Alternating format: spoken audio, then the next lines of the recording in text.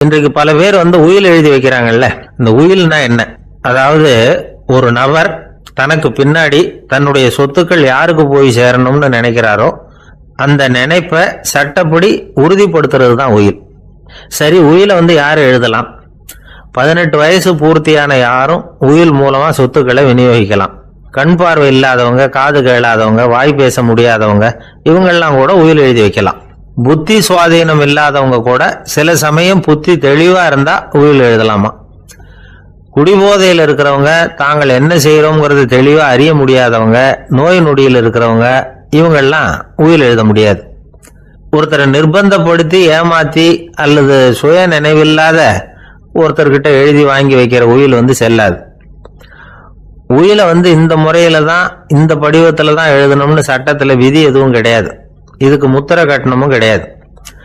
உயிலை வெற்று காகிதத்துல எழுதலாம். அச்சு அடிக்கணும், டைப் அடிக்கணுங்கிற அவசியம் கூட இல்லை. கையாலேயே கூட எழுதலாம். எழுதி இருக்கிறது புரியணும், அவ்வளவுதான். குறைந்தபட்சம் 2 சாட்சிகளை வச்சுக்கிட்டு உயில் எழுதுறவர் அதுல கையெழுத்து போடணும். கையெழுத்து போட தெரியாதுன்னா இடது கை பெருவிரல் ரேகை வைக்கலாம். உயில் சாசனத்துக்கு சாட்சிகள் கையெழுத்து இல்லைன்னாலும் அது செல்லாது. அப்புறம் பிரிவிலேஜ்டு வில் அப்படின்னு இருக்கு. அதுக்கு மட்டும் சாட்சிகள் தேவையில்லை. அது என்னன்னா, இந்த விமானப்படை, கப்பல் படை அல்லது யுத்தத்தில் பணிபுரியும் நபர்கள் அவங்கெல்லாம் இருக்கிறாங்க இல்லையா, அப்படிப்பட்டவங்க எழுதுற உயில் அது. அதுக்கு சில விசேஷ சலுகைகள் உண்டு. ஒருத்தர் முதல்ல ஒரு உயில் எழுதி வைக்கிறார், அதுக்கப்புறம் மனசு மாறி போகுது, அது வேணாம்னு நினைக்கிறார், ரத்து செஞ்சுடலாம். அதுக்கப்புறம் வேற உயிலும் எழுதலாம். உயிரோடு இருக்கிற வரைக்கும் எத்தனை தடவை வேணும்னாலும் உயில் எழுதலாம். கடைசியா எழுதப்பட்ட உயில் சட்டப்படி சரியா இருந்தா அதுதான் அமலுக்கு வரும். சரி, எழுதுற உயில ரகசியமா வச்சிருக்கிறது எப்படி? இது ஒரு கேள்வி. இதுக்கு என்ன செய்யணும்னா, ஒருத்தர் உயில எழுதினதுக்கு அப்புறம் அவர் தானாவோ அல்லது அங்கீகரிக்கப்பட்ட முகவர் மூலமாகவோ, அதாவது ஒரு ஏஜென்ட் மூலமாகவோ, ஒரு கவர்ல போட்டு சீல் வச்சு கவர் மேல தன்னுடைய பெயரை எழுதி அல்லது அந்த ஏஜென்ட் பெயரை எழுதி கவர் மேல என்ன அடக்கம் செய்யப்பட்டிருக்கு, உள்ள என்ன இருக்கு அப்படிங்கிற விவரம்லாம் எழுதி சார் பதிவாளர்கிட்ட ஒப்படைக்கலாம். இதுக்கு கட்டணம் உண்டு. அதுக்கப்புறம் எப்ப தேவைப்படுதோ அப்போ ஒரு மனு கொடுத்து அந்த கவரை திரும்ப வாங்கிக்கலாம். இப்ப எழுதுற உயில இவ்வளவு நாளுக்குள்ள பதிவு செய்யணுங்கிற கால வரையறை உண்டா அப்படின்னு ஒரு கேள்வி வரலாம் இல்லையா? எப்ப வேணும்னாலும் பதிவு செய்யலாம். நம்மால் ஒருத்தர் ஒரு நாள் ரொம்ப அவசரமா வந்தார். இந்த உயில் எழுதுறது சம்பந்தமா பூரா விவரமா எனக்கு உடனே தெரியணும்னார். நான் உடனே அவரை வக்கீல் ஒருத்தர்கிட்ட அழைச்சிட்டு போனேன். இவர் அவர்கிட்ட எல்லா விவரமும் கேட்டு தெரிஞ்சுக்கிட்டார். ரொம்ப தேங்க்ஸ்ன்னு சொல்லிவிட்டு 2 பேரும் வெளியில வந்தோம்.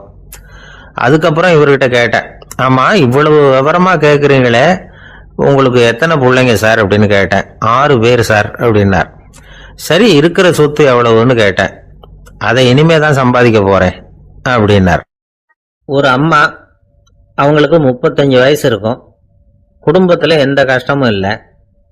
இருந்தாலும் காரணம் இல்லாம பிள்ளைங்க பேர்ல கோவப்படுறது, எரிஞ்சு விடுறது அவங்க வழக்கம். பிள்ளைங்க அழும். உடனே அவங்க மனசும் சங்கடப்படும். இன்னொரு அம்மா, நல்ல வேலையில இருக்கிறவங்க, வாரத்துக்கு ஒரு தடவையாவது தலைவலி வந்துடும். இவங்களுக்கெல்லாம் உடம்புல எந்த கோளாறும் இல்லை, மனசு மட்டும் சரியா இருக்காது. தூக்க மாத்திரை கையில வச்சிருப்பாங்க. 30-35 வயசுடைய பெண்களுக்கு சர்வசாதாரணமா காணப்படுகிற மனக்கோளாறு இது. இதுக்கு பேர் மனவாட்டம், டிப்ரெஷன், மனமடிவு அப்படின்னு சொல்லலாம். இந்த நோய்க்கு அறிகுறி என்ன தெரியுமா? மனசுல வருத்தமான உணர்வு இருக்கும். அடிக்கடி அழலாம் போல தோணும். முன்னால எல்லாம் எந்தெந்த செயல்ல ஆர்வம் இருந்ததோ அதெல்லாம் குறைஞ்சிரும், அல்லது சுத்தமாவே ஆர்வம் இல்லாம போயிடும். சில பெண்கள் இளம் வயசுல பக்கத்துல இருக்கிறவங்க கிட்ட கலகலப்பா பேசுவாங்க, வீட்டை அலங்கரிக்கிறதுல ஆர்வம் இருக்கும். இப்போ அதுல எல்லாம் ஆர்வம் இல்லாம போயிடும். எந்த வேலை செஞ்சாலும் சீக்கிரம் களைப்பு அடைஞ்சுடுறது மாதிரி ஆயிடும். நமக்கு யாருமே உதவியா இல்லை, நம்ம எல்லாரும் கை விட்டுட்டாங்க போல இருக்குதே அப்படிங்கிற உணர்வுலாம் உண்டாகும். தன்னைத்தானே குறை சொல்லிக்குவாங்க. நாம தப்பு பண்ணிவிட்டோம் போல இருக்குதே அப்படின்னு தோணும். குற்றம் பண்ணிட்டதா நினைச்சு கஷ்டப்படுவாங்க. பசி இருக்காது, தூக்கத்துல தொந்தரவு இருக்கும். அடிக்கடி செத்து போடலாங்கிற உணர்வு வரும். தற்கொலை பண்ணிக்கலாங்கிற எண்ணம் உண்டாகும். சில பேர் தற்கொலை முயற்சியில கூட ஈடுபடுவாங்க. சில பேருக்கு பலவிதமான உடல் வலிகள் இருக்கும், பலவீனம் இருக்கும், சீக்கிரமாக களைப்படைஞ்சு போடுவாங்க. இதெல்லாம் மனவாட்ட நோய்க்கான தன்மைகள். இந்த மனவாட்டம் அதாவது டிப்ரெஷனை வந்து 2 வகையாக பிரிக்கலாமா. ஒன்று தானாக உண்டாக்கிக்கிறது, இன்னொன்று எதிர் விளைவை உண்டு பண்ணுகிற அல்லது நரம்பு சம்பந்தப்பட்ட டிப்ரெஷன். தானாக உண்டாக்கிக்கிற மனவாட்ட நோய் இருக்கு பாருங்க, அதுக்கு ஏதாவது சூழ்நிலை காரணமாக இருக்கலாம் அல்லது இல்லாமலும் போகலாம். மூளையில் வந்து டொபாமைன் அல்லது செரட்டோனின் இதோட அளவு வந்து குறையும் பொழுது இந்த டிப்ரெஷன் உண்டாகுது. இதுக்கு ஓரளவு பிறவி காரணங்கள் கூட இருக்கலாம், குடும்பத்தில் வேற சிலருக்கும் வரலாம். பாதிக்கப்பட்ட பெண்ணை வந்து பார்க்கறதுக்கு பலவீனமாக தெரியும், கடுமையான குற்ற உணர்வு இருக்கும், தனியாக இருக்கிறதுக்கு ஆசைப்படுவாங்க, நடு ராத்திரியில் எழுந்திரிச்சு உட்காந்து கஷ்டப்பட்டுக்கிட்டு இருப்பாங்க, கொடூரமான முறையில் தற்கொலை பண்ணிக்க முயற்சி பண்ணுவாங்க, தீ வச்சுக்கிறது, அமிலத்தை குடிக்கிறது, தூக்கில் தூங்குறது. இப்படி தானாக வரவழைச்சிக்கிற மனவாட்ட நோய் வந்து மறையக்கூடிய நோய். ஒரு தடவை வந்தால் 3லேருந்து 6 மாதம் வரைக்கும் நீடிக்கும். இடைப்பட்ட காலங்களில் நோயாளி இயல்பாக இருப்பார். எதிர் விளைவை உண்டு பண்ணுகிற அல்லது நரம்பு சம்பந்தப்பட்ட மனவாட்ட நோய் எப்படின்னா, கணவன் மனைவி மாமியார் மருமகள் இப்படிப்பட்ட உறவு முறை பிரச்சனைகள், தோல்விகள், எரிச்சல்கள், ஆபீஸ் பிரச்சனை, இப்படிப்பட்ட சூழ்நிலையால் உண்டாகிறது. எல்லாத்துக்கும் மருந்து இருக்குது, மார்க்கம் இருக்குது, கவலைப்பட வேண்டியதில்லை, தைரியமாக இருக்கணும். உளவியல் மருத்துவம் இதுக்கு ரொம்ப உபயோகமாக இருக்கும். சில பெண்களை பாருங்க, அவங்க எதுக்கும் அலட்டிக்கிறது இல்லை. ஒரு அம்மா அப்படிதான் தன்னுடைய கணவனை அழைச்சிக்கிட்டு ஒரு மனநோய் மருத்துவர்கிட்ட வந்தாங்க. டாக்டர், எங்க வீட்டுக்காரர் திடீர்னு ஒரு மாதிரி ஆயிட்டார், வித்தியாசமா நடந்துகிறார். எப்படின்னா, இவர் தன்னையே ஒரு ஒட்டடை பூச்சியா நினைச்சுக்கிட்டு இருக்கிறார். அப்படி நினைச்சுக்கிட்டு தன்னுடைய தலையாலேயே வீட்டில் உள்ள ஒட்டடையெல்லாம் தொடச்சிக்கிட்டு இருக்கிறார் அப்படின்னாங்க. எவ்வளவு நாளா அப்படி இருக்குதுன்னு கேட்டார் டாக்டர். 1 வாரம் அப்படி இருக்குது அப்படின்னாங்க அந்த அம்மா. அப்படின்னா முன்னாடியே ஏன் அழைச்சிட்டு வரல அப்படின்னு கேட்டார் டாக்டர். வீடு பூரா சுத்தமாகட்டுமேனு பார்த்துக்கிட்டு இருந்தேன் டாக்டர் அப்படின்னாங்களாம் அந்த அம்மா. ஆரம்ப காலத்தில் ஒரு குரு, அப்போ ஒரு சீடன் இருந்தான். அது வேடிக்கையான குரு, வேடிக்கையான சீடன். ஒரு ஆசிரமம். ஒரு நாள் ஒருத்தன் அவசரமா அந்த குருவை தேடி வந்திருக்கிறான். என்ன விஷயம்னு விசாரிச்சார் குரு. உங்க சீடர் என்னை வந்து அடிச்சுட்டார் அப்படின்னு புகார் பண்ணானா அந்த ஆள். குரு சீடனை கூப்பிட்டார். அடிச்சியா இந்த ஆளை அப்படின்னு கேட்டாராம். ஆமான் இருக்கான் சீடன். ஏன் அடிச்சே அப்படின்னு கேட்டாராம். இந்த ஆள் உங்களை பத்தி மட்டமா பேசிவிட்டான், என்னால் அதை தாங்கிக்க முடியல, அதனாலதான் அடிச்சுட்டேன் இருக்கான். அப்படி என்ன பேசினா அப்படின்னு கேட்டாராம்.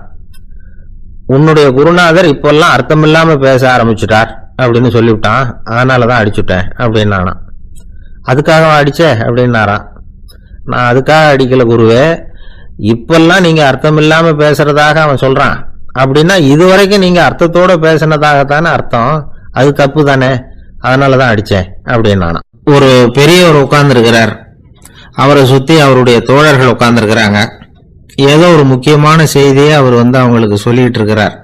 அவங்களும் ஆர்வமா கேட்டுக்கிட்டு இருக்கிறாங்க. இந்த சமயத்துல யாரோ ஒரு ஆள் வேகமா அங்க வர்றார். வர்ற வேகத்திலேயே எனக்கு ஏதாவது உதவி செய்யுங்க அப்படின்னு கேட்டுக்கிட்டே வர்றார். கேட்கறது உதவி, ஆனா குரல் வந்து மிரட்டுறது மாதிரி இருக்கு, அதட்டி கேட்கறது மாதிரி இருக்கு.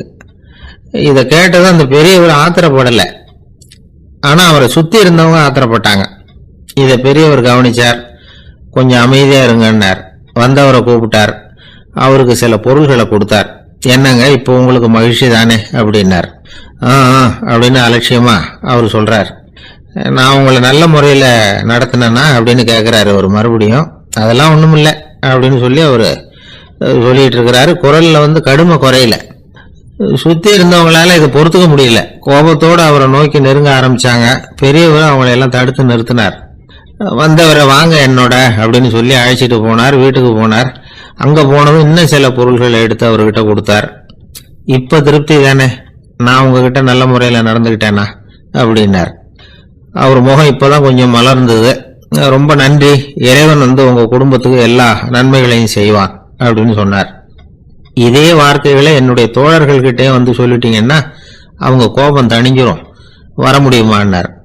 கண்டிப்பா வர்றேன், அப்படின்னாரு. மறுநாள் காலையில் அந்த இடத்துக்கு வந்தார். அதே மாதிரி சொல்லிவிட்டு அவர் போயிட்டார். தோழர்கள்லாம் ரொம்ப வியப்போட பெரியவரை பார்த்தாங்க. அந்த பெரியவர் தான் நபிகள் நாயகம். அவர் சொன்னார், ஒருத்தன் ரொம்ப ஆசையா ஒரு ஒட்டகத்தை வளர்த்துக்கிட்டு வந்தான். ஒரு நாள் அந்த ஒட்டகம் வந்து கயத்தை அறுத்துக்கிட்டு ஓடி போயிட்டுது. அக்கம் பக்கத்தில் இருக்கிறவங்கெல்லாம் அந்த ஒட்டகத்தை பிடிக்கிறதுக்கு முயற்சி பண்ணாங்க. அதை துரத்திட்டு ஓடினாங்க. ஒட்டகம் வந்து தாறுமாறா ஓட ஆரம்பிச்சது. இந்த சமயத்தில் ஒட்டகத்தை வளர்த்தவன் அங்கே ஓடி வந்தான். நீங்கள் அதை ஒன்றும் செய்ய வேணாம், விட்டுருங்க. அதோட சுபாவம் எனக்கு நல்லா தெரியும். அதை சுலபமாக என்னோட வழிக்கு கொண்டுட்டு வந்துட முடியும். நான் பார்த்துக்கிறேன், விட்டுருங்க அப்படின்னா. எல்லாரும் விலைக்கு போயிட்டாங்க. இவன் என்ன செஞ்சான் தெரியுமா? கொஞ்சம் புல்லை கையில் எடுத்துக்கிட்டு அந்த ஒட்டகத்தை நெருங்கினான். அவ்வளவுதான். அது ஓடி வந்து இவன் காலடியில் உட்காந்துக்கிட்டது. செல்லமாக அதை அப்படியே தடவி கொடுத்தான். முதுகில் ஏறி உட்காந்துக்கிட்டான். அது பாட்டுக்கு சாதுவாக நடந்து போகுது. இந்த கதையை நபிகள் நாயகம் தம்முடைய தோழர்களுக்கு சொல்றார். ஒட்டகத்தை மட்டும் இல்லை, சில மனிதர்களையும் கூட சில விதத்தில் அணுகிதான் அவர்களை வந்து சீர்திருத்த வேண்டியிருக்குது அப்படிங்கிறத அவங்களுக்கு உணர்த்தினார். இது ஒரு அழகான உளவியல் அணுகுமுறை. சில குடும்ப தலைவர்கள் கூட இந்த ஒட்டகம் மாதிரி நடந்துகிறது உண்டு. அப்புறம் அடங்கி போறதும் உண்டு.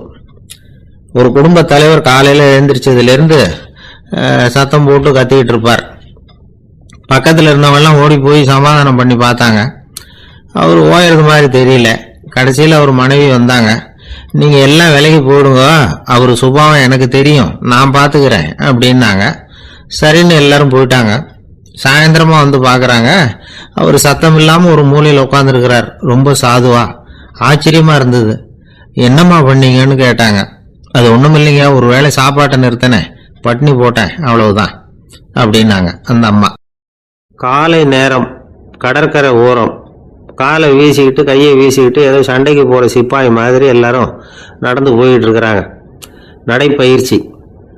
அதில் நமக்கு தெரிஞ்ச ஒருத்தர் எதிரில் வந்தார் ரொம்ப வேகமாக. என்ன சார் வாக்கிங்க அப்படின்னு கேட்டோம். அவரால் ஆமாம்னு பதில் சொல்ல முடியல. அவ்வளவு கஷ்டம். மூச்சு விடுறதுக்கே வாயை திறந்து மூடிட்டு இருக்கிறார். எங்கே பேசுறது? கொஞ்சம் நின்று நிதானிச்சு மூச்சு விட்டுட்டு அதுக்கப்புறம் சொன்னார் ஆமாம் அப்படின்னு. என்ன சார் இவ்வளவு வேகம்னோ? உங்கள் பேச்சை கேட்டுவிட்டு தான் சார் நடக்க ஆரம்பித்தோம். நீங்கள் தான் அடிக்கடி சொல்லிகிட்டு இருந்தீங்க நடக்கிறது நல்லதுன்னு. அன்னையிலேருந்து ஆரம்பிச்சுட்டேன். ஆனாலும் ரொம்ப கஷ்டமாக இருக்குது சார். இப்போ பாருங்கள், உங்கள்கிட்ட சுலபமாக பேசக்கூட முடியல, மூச்சு வாங்குது, உடம்பு கூட வலிக்கிறது மாதிரி இருக்குது அப்படின்னு அவர் பாட்டுக்கு பேச ஆரம்பிச்சிட்டார். உங்களை யார் சார் இவ்வளவு வேகமாக நடக்க சொன்னது? வேகத்தை குறைங்க, மெதுவாக நடங்க அப்படின்னோம். நீங்கள் நடக்கிறதுனால என்னென்ன சௌகரியம்னு அன்னைக்கு சொன்னீங்களே தவிர சௌகரியமாக நடக்கிறது எப்படின்னு சொல்லலையே அப்படின்னார் அவர். இன்னமும் லேசாக மூச்சு வாங்கிக்கிட்டே சொன்னால் கூட இவர் சொல்கிறதுலேயே ஒரு நியாயம் இருக்குது. அதனால் இந்த நடைப்பயிற்சி பண்ணுறவங்க கவனிக்க வேண்டிய சில முக்கியமான குறிப்புகள் இருக்குது. அது என்னென்னங்கிறத அவங்க தெரிஞ்சுக்கணும். அது தெரிஞ்சு வச்சுக்கிறது நல்லது. இதெல்லாம் மருத்துவ நிபுணர்கள் சொல்கிற குறிப்புகள். அவங்க என்ன சொல்கிறாங்க தெரியுமா? உங்கள் வயசு 40க்கு மேலேயா? உங்கள் எடை வந்து இருக்க வேண்டியதை விட 10 கிலோ அதிகமாக இருக்குதா? நீங்கள் புகை பிடிக்கிறவரா? இதய நோய், இரத்த நாள நோய், உயர் ரத்த அழுத்தம் இப்படி ஏதாவது உங்களுக்கு உண்டா? அப்படின்னா நீங்கள் உங்கள் இஷ்டத்துக்கு வரிஞ்சு கட்டிக்கிட்டு நடைப்பயிற்சி பண்ண ஆரம்பிச்சிடாதீங்க. முதல்ல ஒரு மருத்துவ பரிசோதனை பண்ணிக்கிங்க, அதுதான் நல்லது அப்படின்னு அவங்க சொல்கிறாங்க. நடக்கிறப்போ, உடற்பயிற்சி செய்கிறப்போ மார்பு பகுதியில் அல்லது வேற எங்கேயாவது தொடர்ந்து வலி இருந்ததுன்னா பயிற்சியை நிறுத்திவிட்டு டாக்டரை போய் பார்க்கணும். நடைப்பயிற்சி பண்ணுறப்போ உங்கள் சக்திக்கு தகுந்த மாதிரி மெதுவாக அதிக கஷ்டம் இல்லாமல் முன்னேறலாம்.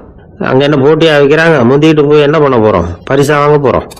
அதனால் நிதானம் அவசியம் அப்படிங்கிறது அவங்க ஆலோசனை. தொந்தரவு கொடுக்காத ஷூ, ட்ரெஸ்ஸு இதுகளை உபயோகப்படுத்துங்க. பாதத்தில் ஆடு தசை இருக்குல்ல, அங்கே ஏதாவது பிரச்சனை இருந்ததுன்னா டாக்டரை பாருங்க. இந்த பாதத்தில் வலி வரும் அந்த இடத்துல. வெயில் காலமாக இருந்தால் தலைக்கு தொப்பி வச்சுக்கோங்க. பனியில் நடந்தாலும் அப்படி தான். தலையை பத்திரமா பார்த்துக்குங்க. நம்மக்கிட்ட ஏதோ கொஞ்சம் உருப்படியாக தெரியறது அதுதானே. உடற்பயிற்சிக்கு முன்னாடி பின்னாடி பயிற்சி செய்கிறப்போ நிறைய தண்ணி குடிக்கலாமா. முதல் 1 மாதத்துக்கு கொஞ்சம் தளர்த்தியாக சாவகாசமாக நடக்கலாம். மணிக்கு 3 அல்லது 4 கிலோமீட்டர் வேகம்னு வச்சுங்களேன். அதுக்கப்புறம் வேகத்தை அதிகப்படுத்தலாம். மணிக்கு 6 அல்லது 8 கிலோமீட்டர் அளவுக்கு நடக்கலாம். நல்ல கையை வீசிக்கிட்டு நடக்கணும். மூச்சு விடுற எண்ணிக்கை அதிகரிக்கணும். இது மாதிரி ஒரு 30 நிமிஷம் நடக்கலாம். தனியா நடந்து போறதுக்கு உங்களுக்கு என்னமோ மாதிரி இருக்குதா, கூட யாரையாவது சேர்த்துக்குங்க, ஒரு குரூப்பா சேர்ந்து போகலாம். நடக்கிறதுங்கிறத ஒரு சந்தோஷமான சமாச்சாரமா ஆக்கிக்கணும். தினம் இப்படி நடக்க வேண்டி இருக்குதே அப்படின்னு புலம்பிக்கிட்டே போகக்கூடாது. சில பேர் நடக்கிறப்போ கடந்த காலத்தை அசை போட்டுக்கிட்டே போவாங்க, சில பேர் வருங்காலத்தை அசை போட்டுக்கிட்டே போவாங்க, சில பேர் முக்கியமான திட்டம்லாம் இப்படி நடக்கிறப்போ தான் தீர்மானம் பண்ணுவாங்க. நடக்கிறதுனால மன இறுக்கம் குறையுது, பரபரப்பு குறையுது, மன ஆற்றல் பெருகுது, தன்னம்பிக்கை வளருது, முதுமை தள்ளி போகுது, செயல்திறன் அதிகரிக்குது.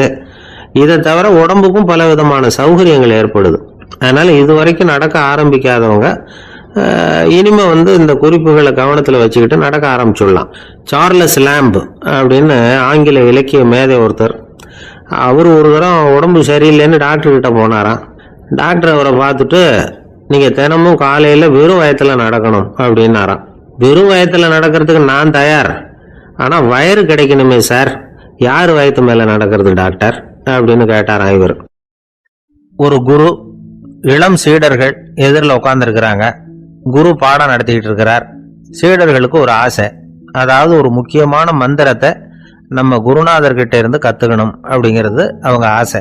அது என்ன மந்திரம்னா, இறந்தவரை உயிர்ப்பிக்கக்கூடிய புனித மந்திரம், அதாவது செத்தவங்களுக்கு மீண்டும் உயிர் உண்டாக்குகிற மந்திரம். குருவே தயவு பண்ணி அந்த மந்திரத்தை எங்களுக்கு உபதேசிக்கணும் அப்படின்னு கேட்டாங்க.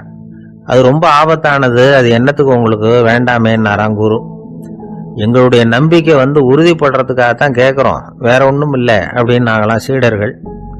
பக்குவப்படாத அறிவுங்கிறது ரொம்ப ஆபத்தானது அப்படின்னாராம் குரு. இது சீடர்களுக்கு புரியல.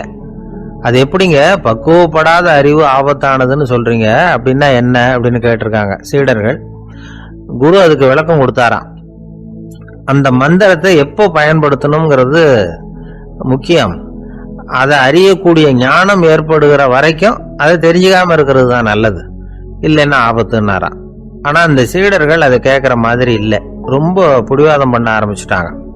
சரி வாங்க சொல்றேன்னாரு குரு. எல்லாரும் வந்தாங்க. அந்த புனித மந்திரத்தை அவங்களுக்கு ரகசியமா உபதேசம் பண்ணார். உபதேசம் பண்ணிவிட்டு அவங்களுக்கு எச்சரிக்கையும் கொடுத்தார்.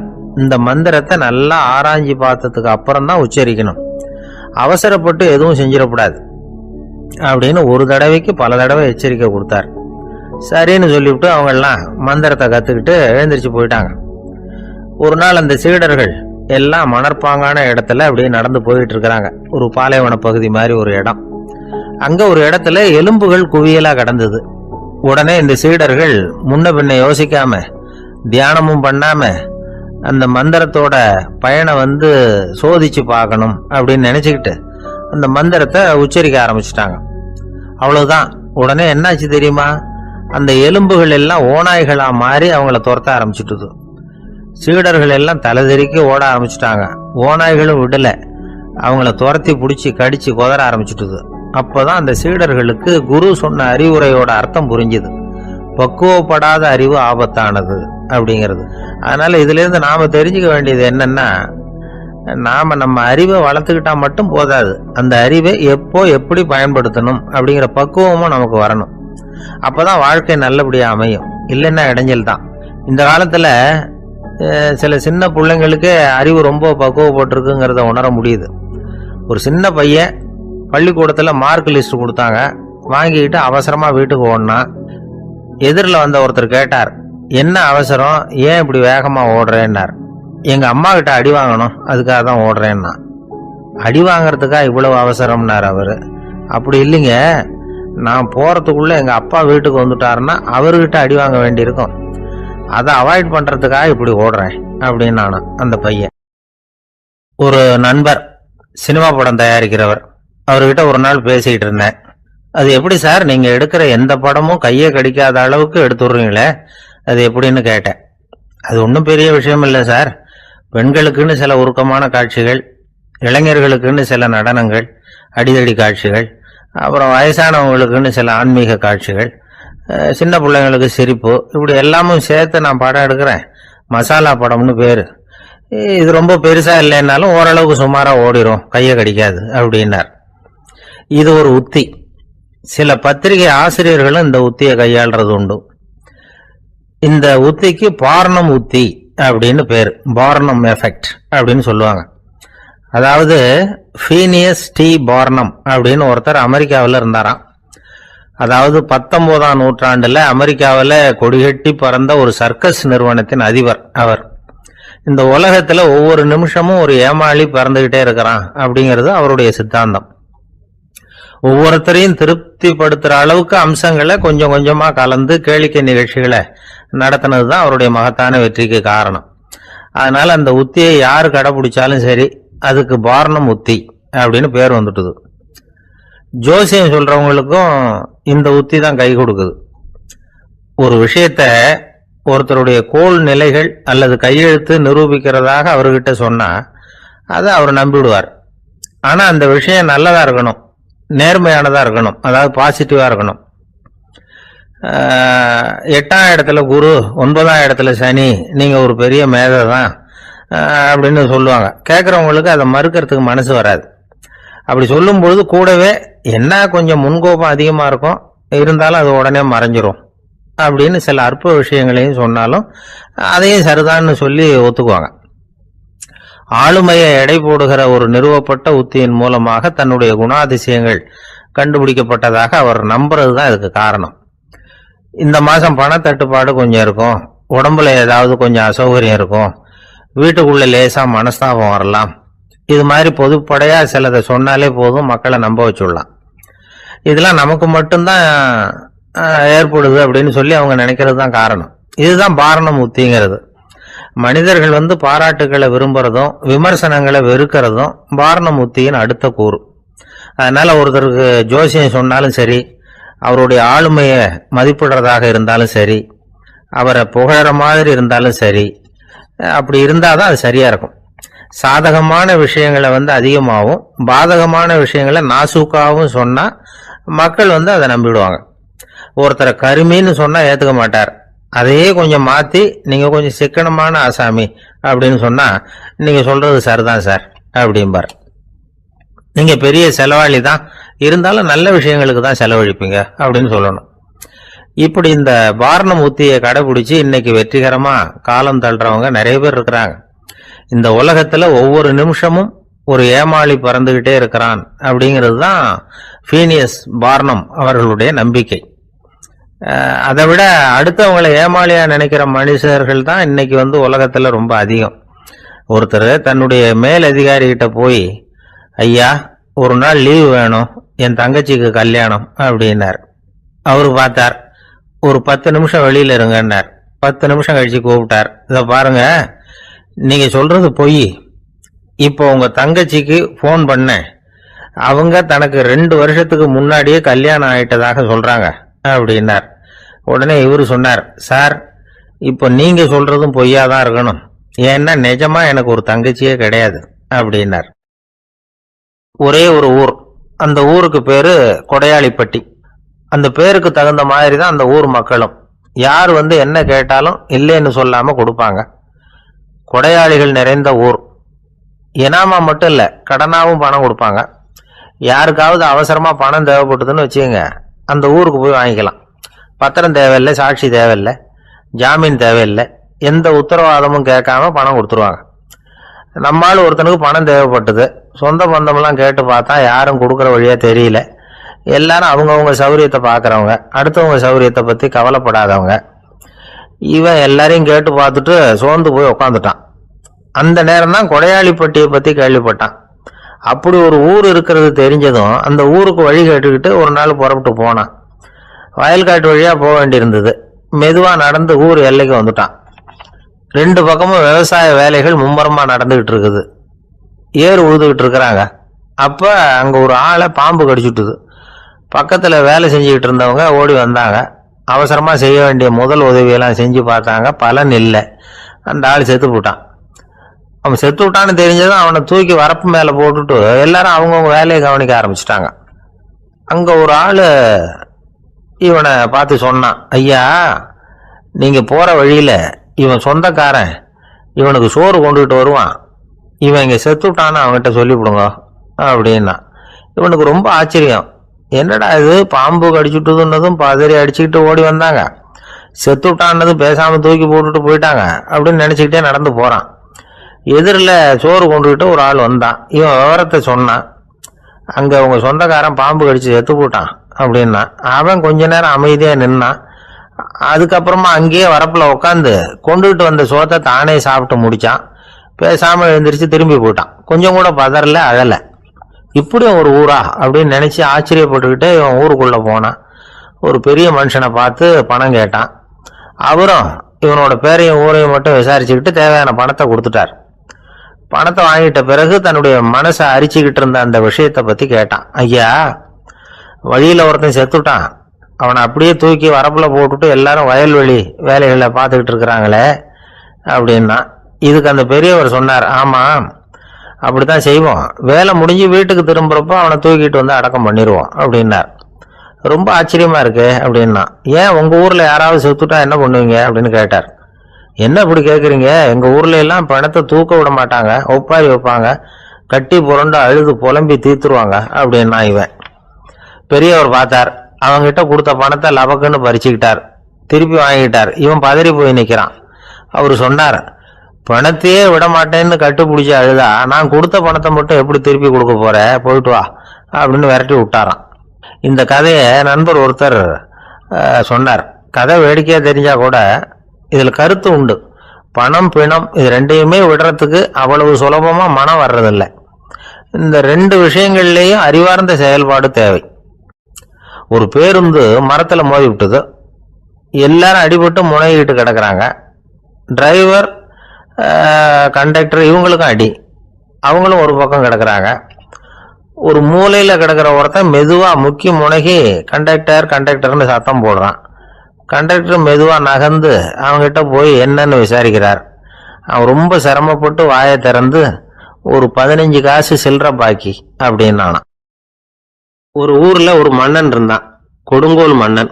நிறைய தொந்தரவு பண்ணிட்டு இருந்தான். அவன் ஒரு தடவை என்ன பண்ணான் தெரியுமா? ஒரு தப்பும் பண்ணாத ஒரு இளைஞனை பிடிச்சி ஜெயிலில் அடைச்சுட்டான். அந்த பையனோட சொந்தக்காரங்கள்லாம் ராஜா கிட்ட போனாங்க. அவன் ஒரு தவறும் பண்ணல, அவனை விடுதலை பண்ணுங்க அப்படின்னு கெஞ்சி கேட்டுக்கிட்டாங்க. மன்னன் வந்து யோசனை பண்ணான். அந்த இளைஞனை கூப்பிட்டுக்கிட்டு வர சொன்னான். அவனை கொண்டாந்து ராஜா முன்னாடி நிறுத்தினாங்க.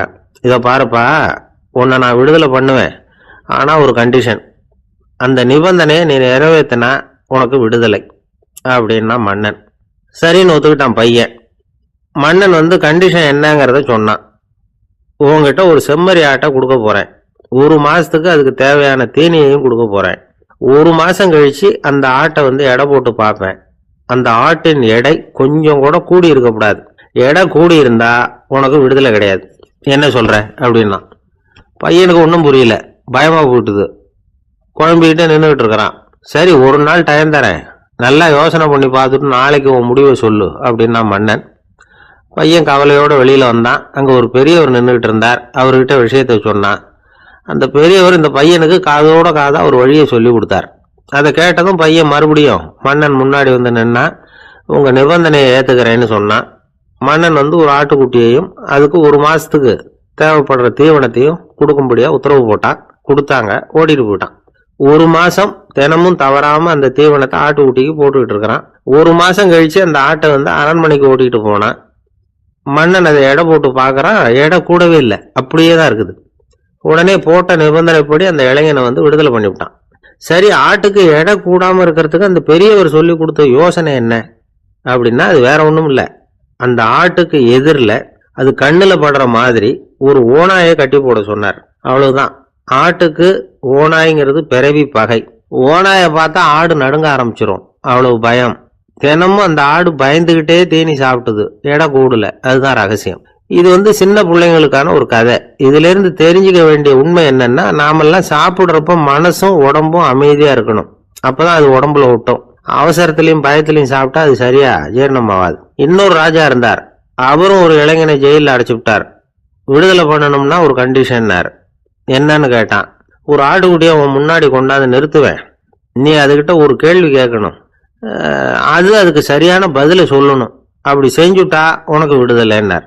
இளைஞன் யோசனை பண்ணி பார்த்தான்.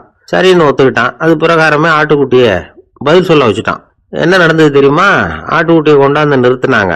இவன் மெதுவா அதுகிட்ட போனான். அது காதுகிட்ட போய் ஏப்ரலுக்கு அடுத்த மாசம் என்ன மாசம்னு கேட்டான். அது உடனே மேன்னு கத்திச்சு. இவன் விடுதலை ஆயிட்டான். வாழ்க்கையில ரொம்பவும் அடிபட்டு அல்லல் போட்டுக்கிட்டு இருக்கிற ஒருத்தர் வந்தார்.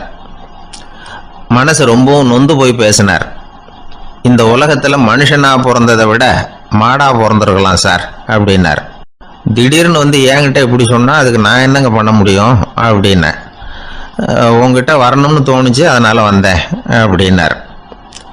சரிங்க, இப்படி ஒரு யோசனை வந்ததுக்கு என்ன காரணம் அப்படின்னு சொல்லி அவர்கிட்ட கேட்டேன். அதுக்கு அவர் சொன்னார், என் பையனுக்கு வேலை தேடுறேன் கிடைக்கல, பொண்ணுக்கும் மாப்பிள்ளை தேடுறேன் கிடைக்கல, வீடு கட்டுறதுக்கு கடன் கேட்குறேன் கிடைக்கல, மாடா பிறந்திருந்தா இது மாதிரி கவலையெல்லாம் கிடையாதுல்ல, பேசாம வைக்கோலை தின்னுக்கிட்டு அசை போட்டுக்கிட்டே கடந்து விடலாமே அப்படின்னார் அலட்சியமா. அதுக்கப்புறம் தான் அவர் சொன்ன கருத்தை நானும் கொஞ்சம் அசை போட ஆரம்பிச்சேன் மனசுக்குள்ள. இப்போ இயற்கையை பொறுத்த வரைக்கும் அது நாம எல்லாரும் மகிழ்ச்சியா வாழணும் அப்படின்னு தான் விரும்புது. விலங்குகள், பறவைகள், தாவரங்கள், அப்புறம் மற்ற உயிரினங்கள் எல்லாமும் நல்லபடியா இருக்கணும் அப்படிங்கிறது தான் இயற்கையோட விருப்பம். அதுல ஒன்றும் சந்தேகம் இல்லை. இயற்கையோட அமைப்பை கொஞ்சம் கவனிச்சு பார்த்தா அதை நாம நல்லா புரிஞ்சுக்கலாம். இருந்தாலும் இந்த ஆள் சொன்னதை கேட்ட பிறகுதான் ஒரு முக்கியமான வேறுபாடு புரிஞ்சுது. அதாவது இந்த உலகத்துல உள்ள முக்கியமான பிரச்சனைகள் 6. அந்த 6 பிரச்சனைகளும் ஆடு மாடுகளுக்கு கிடையாது, மரம் செடி கொடிகளுக்கு கிடையாது. ஆனா மனுஷன் அந்த 6 பிரச்சனைகளையும் சந்திக்க வேண்டியிருக்கு. சரி, அந்த 6 பிரச்சனைகள் என்னென்ன தெரியுமா? முதல்ல இந்த ஆடு மாடுலாம் நமக்குன்னு சொந்தமா ஒரு வீடு இல்லையே அப்படின்னு கவலைப்பட்டுக்கிட்டு இருக்கிறது இல்லை. ஆனா மனிதனுக்கு வீடு தேவைப்படுது. இது ஒரு வித்தியாசம். இப்ப 2வது பிரச்சனை என்னன்னா ஆடை பிரச்சனை. ஒரு கோழியோ சேவலோ நாம போட்டுக்கிறதுக்கு ஒரு சட்டை இல்லையே அப்படின்னு கவலைப்படுறது இல்லை. ஆனா மனுஷனுக்கு அந்த கவலை உண்டு. சரி, இப்போ 3வது என்னன்னு பார்த்தா கல்வி பிரச்சனை. ஒரு பசுமாடு கவலையோட நின்றுகிட்டு இருக்கு அப்படின்னு வச்சுக்குவோம். நீங்க அதுகிட்ட போய் ஏன் பசுமாடை கவலையோட நின்றுகிட்டு இருக்கிற அப்படின்னு கேட்குறீங்க. என் கண்ணுக்குட்டிக்கு எல்கேஜியில் இடம் கிடைக்கல, டொனேஷன் கொடுக்கறதுக்கு கையில் பணமும் கிடையாது, சிபாரிசுக்கு யாரை பிடிக்கிறதுன்னு தெரியல, இப்படியா சொல்லிகிட்டு இருக்கோம். அதுக்கு அந்த கவலையெல்லாம் கிடையாது. ஆனால் மனிதனுக்கு அந்த கவலை உண்டு. 4வது என்னன்னு பார்த்தீங்கன்னா வேலை வாய்ப்பு பிரச்சனை. வேலை கிடைக்கலையே அப்படின்னு வேப்பமரம் கவலைப்படுறது இல்லை, ஆனால் மனுஷன் கவலைப்படுறான். 5வது என்னன்னு பார்த்தா கல்யாண பிரச்சனை. எருமை மாடு பசுமாடு எல்லாம் பொண்ணுக்கு மாப்பிள்ளை தேடிட்டாலே இது பேப்பரில் மணமகன் தேவை அப்படின்னு விளம்பரமாக கொடுக்குது, அதெல்லாம் கிடையாது. 6வது என்னன்னு பார்த்தீங்கன்னா பணம் சம்பந்தமான பிரச்சனை. ஆடு மாடுலாம் பணத்தை சேமிக்கணும்னோ ஏதாவது நிதி நிறுவனத்தில் முதலீடு பண்ணணும்னோ நினச்சிக்கிட்டு இருக்கிறதில்ல. பணத்தை எப்படி காப்பாற்றுறது அப்படிங்கிற கவலையும் அதுகளுக்கு கிடையாது. குதிரை வந்து குளம்போட பிறகுது, அதனால அது காடு மேடெல்லாம் கவலை இல்லாமல் தெரியலாம். ஆடு வந்து உடம்புல ரோமத்தோட பிறகுது, அதனால் அது குளிரை பற்றி கவலைப்பட வேண்டிய அவசியம் இல்லை. ஆனால் மனுஷனை பார்த்தீங்கன்னா அவன் தான் ஒன்றும் இல்லாமல் பிறக்கிறான். ஏன் இந்த பாகுபாடு அப்படின்னு கேட்டால் இதை பற்றி கொஞ்சம் சிந்திச்சு பார்க்கணும். அதாவது இந்த சந்தேகத்தை ஒரு பெரியவர்கிட்டையும் கேட்டேன். அவர் சொன்னார் இதுக்கு பதில்.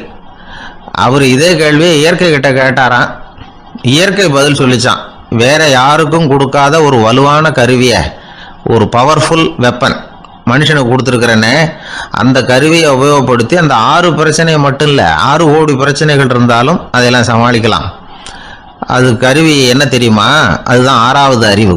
அதை உபயோகப்படுத்தினா காலுக்கு செருப்பு தயார் பண்ணிக்கலாம், குளிருக்கு போர்வை தயார் பண்ணிக்கலாம், என்ன வேணும்னாலும் செய்யலாம் அப்படின்னு இயற்கை பதில் சொல்லிச்சான். அதனால நாம செய்ய வேண்டியது என்னன்னா இயற்கையை முதல்ல சரியா புரிஞ்சுக்கணும். இயற்கையின் படைப்பையே நாம வந்து சரியா புரிஞ்சுக்கிறது இல்லையா, அதுதான் வேதனை. இந்த கதையை கேளுங்க. இப்ப நகரத்திலிருந்து ஒரு ஆளு கிராமத்துக்கு வந்தான். அங்க ஒரு சிறுவன் மாடு மேய்ச்சிக்கிட்டு இருந்தான். நகரத்து ஆள் சொன்ன, எவ்வளவு அழகான பசு, அது சரி இதுக்கெல்லாம் ஏன் கொம்பு இல்லைன்னா. இதுக்கு அந்த பையன் பதில் சொன்னான், பசுமாட்டுக்கு கொம்பு இல்லாததுக்கு பல காரணங்கள் உண்டு. கண்ணுக்குட்டியா இருந்தா கொம்பு இருக்காது, பசு வளர்ந்து பெருசானதுக்கு அப்புறம் தான் கொம்பு முளைக்கும், இது ஒரு காரணம். சில சமயம் வளர்ற கொம்பு எடுத்து விடுறது உண்டு, அது ஒரு காரணம். ஆனா இதுக்கு ஏன் கொம்பு இல்லைன்னு கேக்குறீங்க, அதுக்கு என்ன காரணம்னா இது பசு இல்ல குதிரை அப்படின்னானா. ஒருத்தர் ரொம்பவும் மகிழ்ச்சியா வந்துகிட்டு இருந்தார். என்ன விஷயம்னு விசாரிச்சேன். நான் தோத்து போயிட்டேன், அதுதான் மனசுக்கு மகிழ்ச்சியாக இருக்குது அப்படின்னார். எனக்கு இது ரொம்ப ஆச்சரியமாக போச்சு. இந்த உலகத்தில் தோற்று போகிறவங்க யாரும் மகிழ்ச்சியாக இருக்கிறது இல்லை. அப்படி இருக்கிறப்ப இவர் இப்படி சொல்கிறாரே, எங்கே தோற்று போனீங்கன்னு கேட்டேன். அதுக்கப்புறம் தான் அவர் விவரமாக சொன்னார். என்னோட 5 வயசு குழந்தையோட நான் விளையாடிக்கிட்டு இருந்தேன். அந்த விளையாட்டில் என் குழந்தை ஜெயிச்சுட்டுது, நான் தோற்று போட்டேன் அப்படின்னார் ரொம்ப உற்சாகமாக. நான் யோசித்து பார்த்தேன். அதாவது நாம் சின்ன குழந்தையா இருக்கிறப்போ எந்த விளையாட்டில் கலந்துக்கிட்டாலும் அதில் நாம தான் ஜெயிக்கணும்னு ஒரு வெறி நமக்குள்ளே இருக்கும். நம்மளை எதிர்த்து விளையாடுறவர் நல்லவரா கெட்டவரா, பெரியவரா சின்னவரா அப்படிங்கிறதெல்லாம் முக்கியம் கிடையாது. அவர் தோற்று போகணும், நாம் ஜெயிக்கணும், அதுதான் முக்கியம். எதிரியை சந்தோஷப்படுத்த விளையாடுகிற கலை அப்போ நமக்கு தெரியறதில்ல. வாழ்க்கையில் ஒரு பக்குவம் வந்ததுக்கு அப்புறம் வெற்றி பெறணுங்கிற மன அழுத்தம் போயிடுது. போட்டியில் ஜெயிக்கணுங்கிறத விட குழந்தைய சந்தோஷப்படுத்தணுங்கிறது முக்கியமாக போச்சு. ஜெயிக்கணுங்கிற வெறி ஓடி போட்டுது.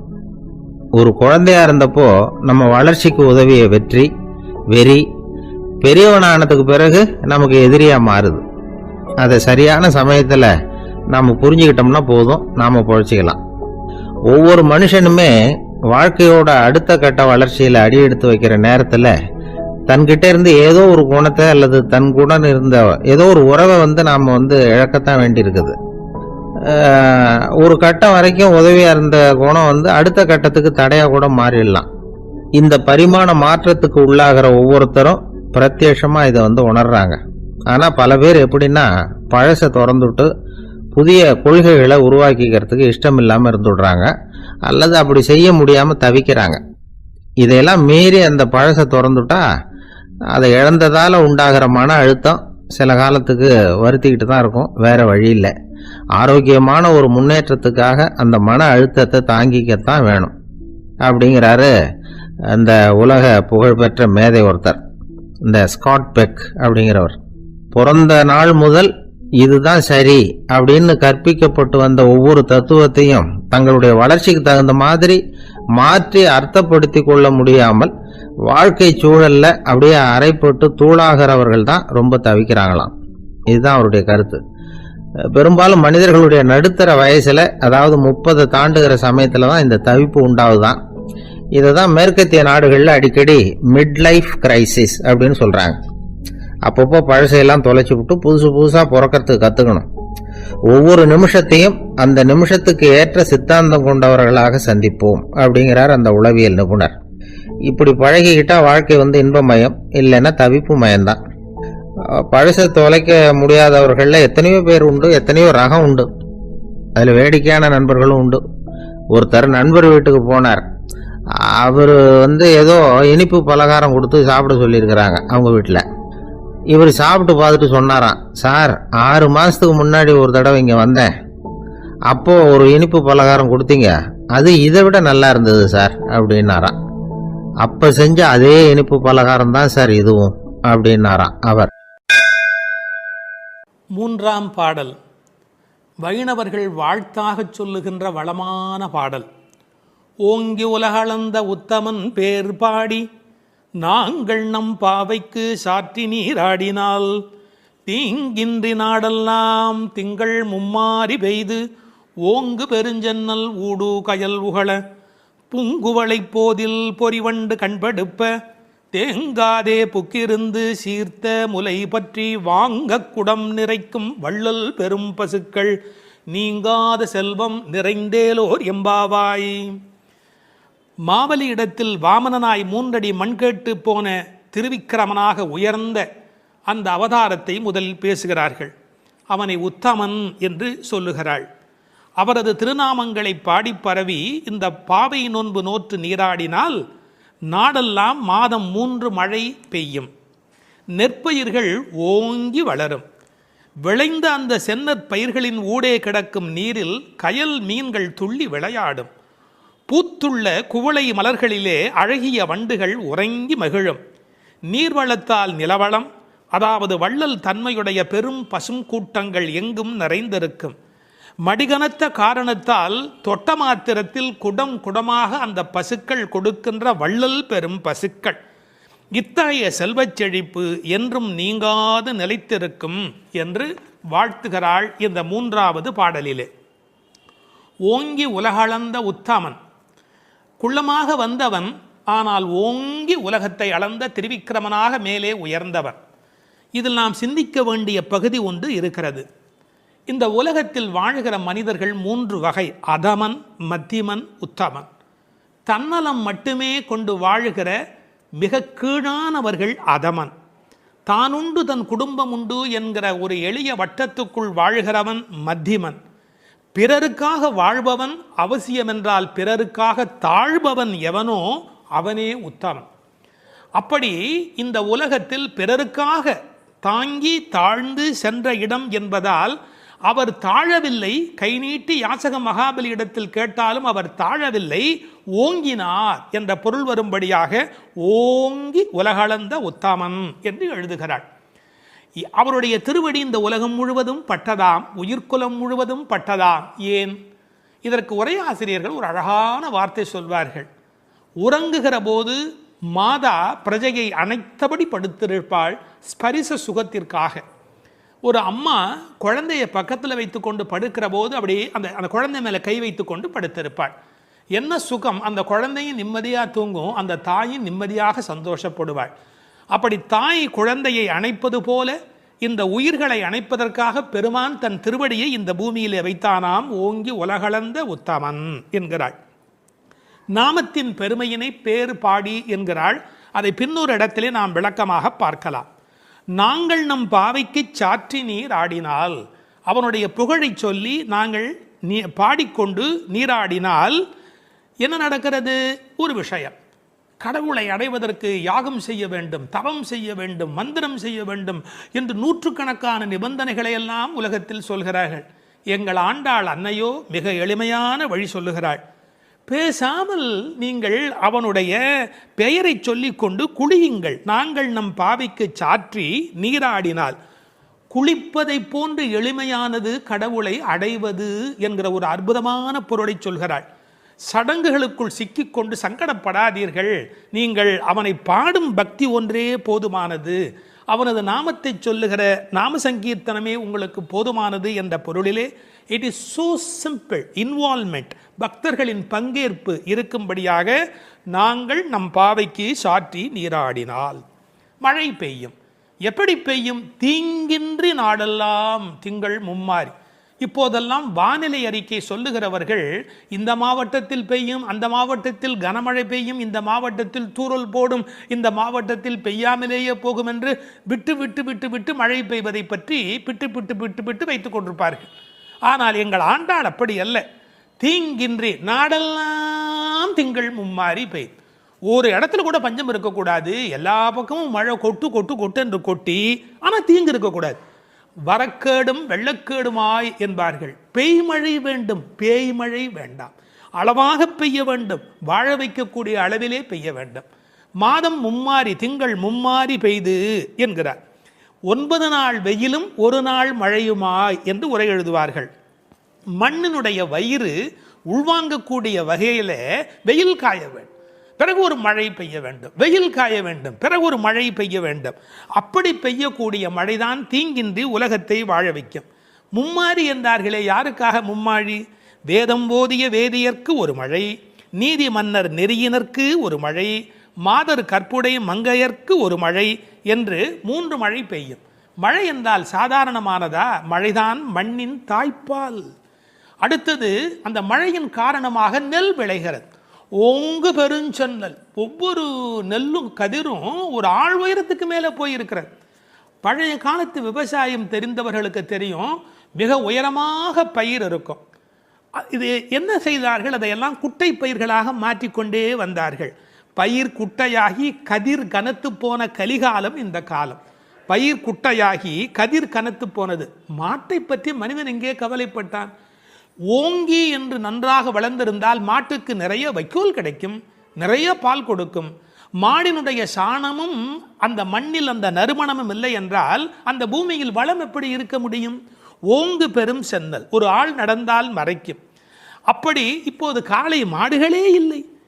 ஊசி வழியே பசுக்களின் தாய்மை எய்தும் உயிர்ப்பில்லா உலகமாக இன்றைக்கு உலகம் சுருங்கி போய்விட்டது. எனவே மாடுகளை பற்றி கூட கவலைப்படக்கூடிய வகையிலே மாடுகள் தானே பெரும் செல்வம். ஓங்கு பெருஞ்சென்னல் என்று எழுதுகிறாள். பிறகு பூங்குவளை போதில் அங்கு வளர்ந்திருக்கிற குவளைப்பூக்கள், அதில் புள்ளிகள் உடைய வண்டு படுத்திருக்கிறது, பொறிவண்டு கண்படுப்ப, அவை தூங்கி கொண்டு இருக்கின்றன. அதாவது ஒரு பூவில் போனாலேயே அவ்வளவு தேன் கிடைத்து விடுவதாலே அவை இன்னொரு பூவுக்கு வண்டு பறந்து பறந்து போகும். வண்டு மாதிரி பூ விட்டு பூ தாவுகிறான் என்பார்கள். இவை எப்படி அல்ல, ஒரே பூவிலேயே வேண்டிய அளவு தேன் கிடைத்து விடுவதால் மயங்கி கிடக்கின்றன. வண்டுகள் அப்படி இருக்கின்றன. மாடுகள் எப்படி இருக்கின்றன? தேங்காதே புக்கிருந்து சீர்த்த முலை பற்றி, கொஞ்சம் கூட அதில் பால் நிற்பதில்லை, அது பாட்டுக்கு கொட்டி கொண்டே இருக்கிறது. கரப்பின்றி கறக்கும். தமிழிலே கரப்பு என்று இடையினர பயன்படுத்தினால் வஞ்சனையாக வைத்துக் கொள்ளுதல். கரப்பு என்றால் வலிந்து அதிலிருந்து பாலை எடுத்தல். கரப்பின்றி கறக்கக்கூடிய பசுக்கள் இவை. ஒழித்து வைத்துக் கொள்வதே இல்லை. தேங்காது புக்கு இருந்து சீர்த்த முகை பற்றி, கனத்த மடி, அப்படி தொட்டால் போதும் அந்த குடத்தை தானே நிறைத்து விடுகின்றன. வாங்க, அது பாத்திரத்தை மாற்றி இன்னொன்று வைக்கணும், அவ்வளவுதான். வாங்க குடம் நிறைக்கும் வள்ளல் பெரும் பசுக்கள். கேட்டு கொடுக்கிறவர்களை வள்ளல் என்று சொல்ல மாட்டார்கள். இளன் என்று எவ்வம் உரையாமை ஈதல், கேட்பதற்கு முன்னாலேயே கொடுப்பதுதான் வள்ளல் தன்மையினுடைய அடையாளம். இந்த பசுக்கள் வஞ்சனையற்றவை, எனவே அவை வள்ளல் பெரும் பசுக்கள். நீங்காத செல்வம் நிறைந்தேலோர் எம்பாவாய். நீங்காத செல்வம் என்றால் என்ன பொருள்? உலகத்தாருக்கு சில செல்வம் தேவை, ஆனால் இறை ஞானம்தான் உண்மையில் நீங்காத செல்வம். இப்போது இப்படி எடுத்துக்கொள்வோம். பரமனடி பாடி துதித்தால் நீங்காத செல்வம் நிறையும். தீங்கின்றி திங்கள் மும்மாறி பெய்யும். ஓங்கு பெருஞ்சன்னல் விளையும். வாங்க குடம் நிறைக்கும் வள்ளல் பெரும் பசுக்கள். பாருங்க எப்படி ஒன்றை ஒன்று சார்ந்ததாக இருக்கிறது. பகுத்தறிவுவாதிக்கும் பக்தனுக்கு என்ன வித்தியாசம்? இந்த புரட்சியை சொன்னதோடு அவன் நிறுத்தி விடுகிறான். என்ன புரட்சி? பசுமை புரட்சி, வெண்மை புரட்சி, பால், மீன் துள்ளுகிறது, நீல புரட்சி. இது மூன்றுமே கிடைத்து விட்டதால் பூமி வளமுடையதாகிறது என்று பகுத்தறிவுவாதி நிறுத்தி விடுகிறான். ஒன்றை மறந்து விடுகிறான். பரமனடி பாடுவதால் தான் இது மூன்றுமே நடந்தது என்பதுதான் பக்தனுடைய பார்வை. இன்டர் டிபெண்டன்ட், ஒன்றை ஒன்று சார்ந்திருக்கிறது. அடுத்தது அதை விட ரொம்ப அற்புதம். இந்த உலகத்தில் செல்வம் மட்டுமே இருந்தால் மனநிறைவு வருமா?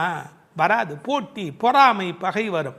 சாந்தி சாந்தி சாந்தி என்று நிறைவு செய்வார்கள். அந்த நிறைவு எப்போது வரும்? அது பக்தியின் மூலம், பரமனடி பாடுவதன் மூலம் வரும். எனவே சம்பூர்ணமான நிறைவை தரக்கூடியது எது? நிறைந்து ஏலோர் எம்பாவாய். அந்த நிறைந்து என்பது சம்பூர்ணத்தை குறிப்பது. மழை எப்படி பெய்கிறது? மனிதன் நல்லவனானால் இயற்கை அவனை விட நல்லவனாக மாறிவிடுகிறது. மனிதன் நல்லவனானால் இயற்கை அவனை விட நல்லவனாக மாறிவிடுகிறது. மழை பொழிகிறது, பால் சுரக்கிறது, செல்வம் செழித்தோங்குகிறது என்று வாழ்த்துக்குரிய பாடலாக அமைந்திருக்கிறது இந்த அழகான பாடல்.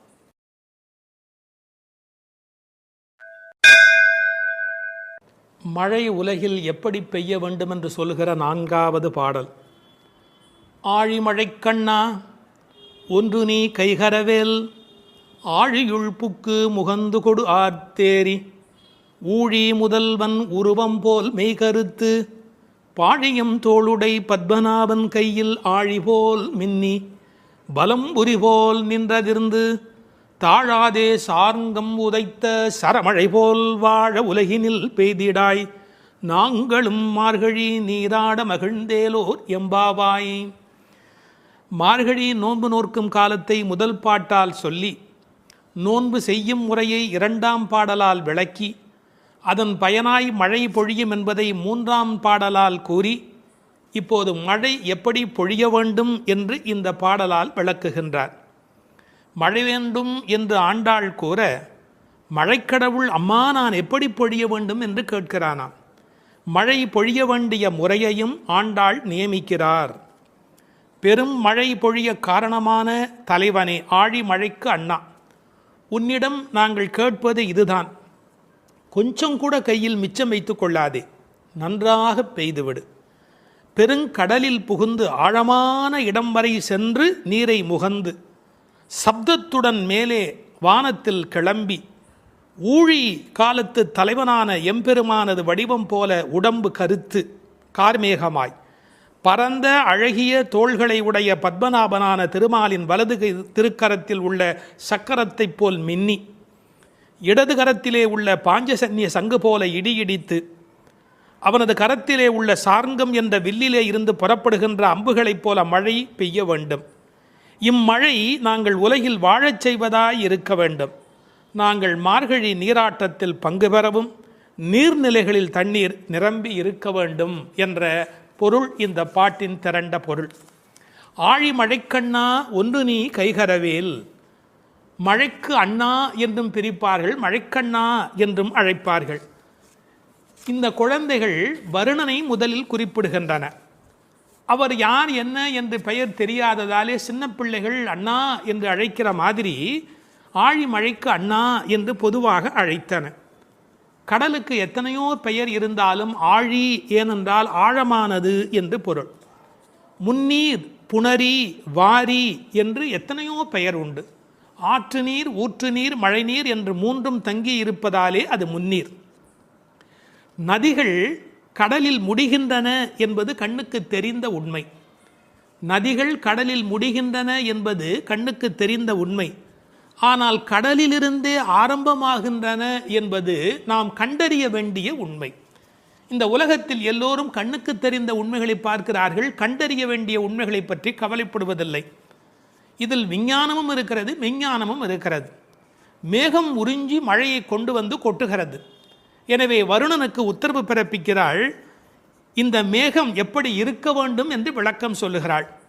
ஸ்ரீ பிரதிவாதி பயங்கரம் அண்ணங்கராச்சாரிய சுவாமிகளை போன்ற பெரியவர்கள் இங்கு மேகம் என்று குறிப்பது ஆச்சாரிய பெருமக்களை என்று அழகான ஒரு அர்த்தம் கொடுப்பார்கள். ஒரு 7-8 விளக்கங்கள் சொல்லலாம் என்றாலும் ஒரு 4-5 நாம் பார்க்கலாம். உப்பு தண்ணீர் கடல் அதை மதுரமான நீராக மேகம் மாற்றி விடுகிறது. அதுபோல கடினமான விஷயங்களையும் உபதேசிக்கிற ஆச்சாரியர்கள் மதுரமான விஷயங்களாக மாற்றி விடுகிறார்கள். கடல் அங்கங்கே போய் பெய்துவிட முடியாது, தண்ணீர் கொடுக்க முடியாது. அதுபோல் பரமாத்மாவை விட ஆச்சாரியர்கள் அங்கங்கே விஜயம் செய்து மக்களுக்கு இந்த மழை பெய்கிறார்கள். மழை பள்ளத்தை நிரப்புவது போல ஆச்சாரியன் உள்ளத்தை நிரப்புகின்றான். மழை பெய்யாவிடில் நஷ்டம், அதுபோல் ஆச்சாரியன் உபதேசிக்காவிடில் மிகப்பெரிய நஷ்டம். மழை சிப்பியிலே முத்து உண்டாக்கும். ஆச்சாரியன் மோசமான மனிதனிடத்திலும் முத்துமுத்தான கருத்துக்கள் சேரும்படியாக உண்டாக்கி விடுகிறார். எனவே இங்கு மேகம் என்று குறிப்பிட்டாலும் அதை ஆச்சாரியன் என்று பொருள் கொள்ள வேண்டும் என்று வெகு நுட்பமான பார்வையினை சொன்ன ஆச்சாரிய பெருமக்கள் உண்டு. நீ கை கரவேல், கஞ்சத்தனம் பண்ணிடாதே, உங்கள்கிட்ட இருக்கிற எல்லாத்தையும் கொட்டிடு, எங்களை ஏமாற்றி விடாதே, ஒன்றையும் கையில் வச்சுக்காதே. ஒன்று நீ கைகரவேல். ஆழியுள் புக்கு முகந்து கொடு ஆர்த்தேரி. நல்ல கடல் வரையிலே உள்ளே போ. இந்த ஆழியுள் புக்கு முகந்து கொடு ஆர்த்தேரி என்பதை எம்பெருமானாரோடு ஓமிப்பார்கள். அவர் கடல் போன்ற தத்துவங்களை எல்லாம் வாங்கி எளிமையான தத்துவங்களாக இந்த உலகத்துக்கு கொடுத்தார். அப்படி ஆழத்திலே உள்ளே போ. ஆழியுள் புக்கு முகந்து கொடு ஆர்த்தேரி. இந்த உலகத்திலேயே சிரமமான விஷயம் ஆழமான பகுதிக்குள் பிரவேசிக்கும் போதுதான். ஒரு மனிதன் தன்னுள் ஆழும்போதுதான் அவனுக்குள் கருணை மழை புறப்படுகிறது. முகந்து கொடு ஆர்த்தேரி, அதாவது ஒரு ஆடியோ எஃபெக்ட். அது எப்படி சத்தம் கொடுத்து கொண்டு இடிக்கிறது என்று ஆர்த்து ஏரி. இந்த மேகம் வெள்ளையாக இருக்கிறது, அது சிவப்பாக மாறுகிறது, கருப்பாக மாறுகிறது. கம்பன் பாடுகிற போது சொல்வார், நீரணிந்த கடவுள் நிறத்தவான் ஆரணிந்து சென்று ஆர்கலி மேய்ந்து. சிவபெருமான் மாதிரி வெள்ளையா இருக்கிறது, சேரணிந்த முலைத்திரு நங்கைதன் வீரணிந்தவன் மேனையின் மீண்டது. திருமகள் கணவன் போல் அது கருப்பாகி வெளியிலே வருகிறது. வெள்ளையிலிருந்து அது கருப்பு மேகமாக மாறுகிறது. எல்லோரும் கருப்பை வெள்ளையாக்குவார்கள், இங்கு வெள்ளை கருப்பாகிறது. பார்க்கெல்லாம் தலைவனாக விளங்குகின்ற பரந்தாமன் இருக்கிறானே, அவன் போல என்று மேகத்தை பார்க்கிற போது கூட பரந்தாமனை பற்றிய சிந்தனை இங்கு நம்முடைய மனதில் பதியும்படி பாடுகிறாள். எப்படி? ஊழி முதல்வன் உருவம் போல் மெய்கருத்து. இது வீடியோ. ஆர்த்தேரி என்பது ஆடியோ. இப்போது கண்ணுக்கு முன்பாக கொண்டு வந்து நிறுத்துகிறாள். ஊழி முதல்வன், இந்த உலகத்தின் கடைசி காலத்தினுடைய தலைவனாக அவன் விளங்குகிறான்.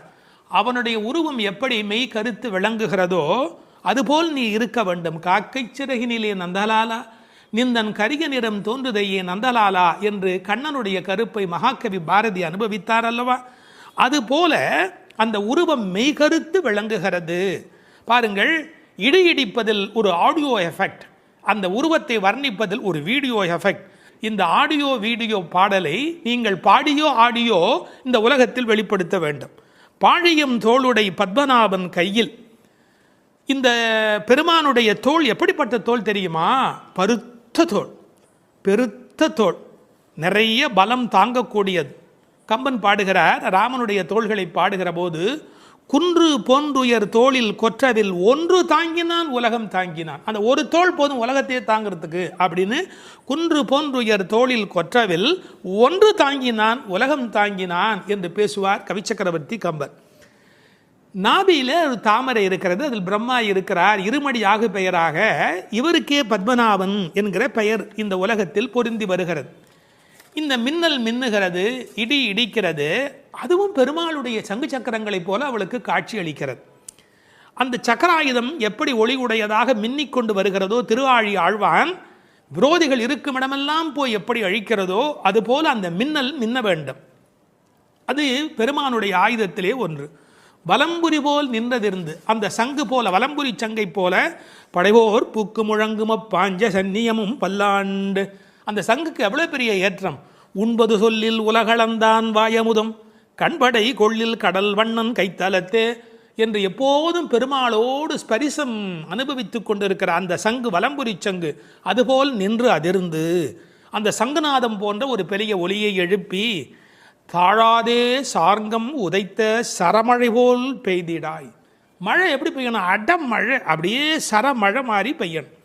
ராமசரம் எப்படி புறப்பட்டதோ, சார்ங்கம் என்ற வெள்ளிலே இருந்து அது எப்படி விடாமல் வந்து கொண்டே இருந்ததோ ராவணனை பார்க்கிற காலத்திலே, அப்படி இந்த மழை அடைமழையாய் பெய்ய வேண்டும். எதற்காக?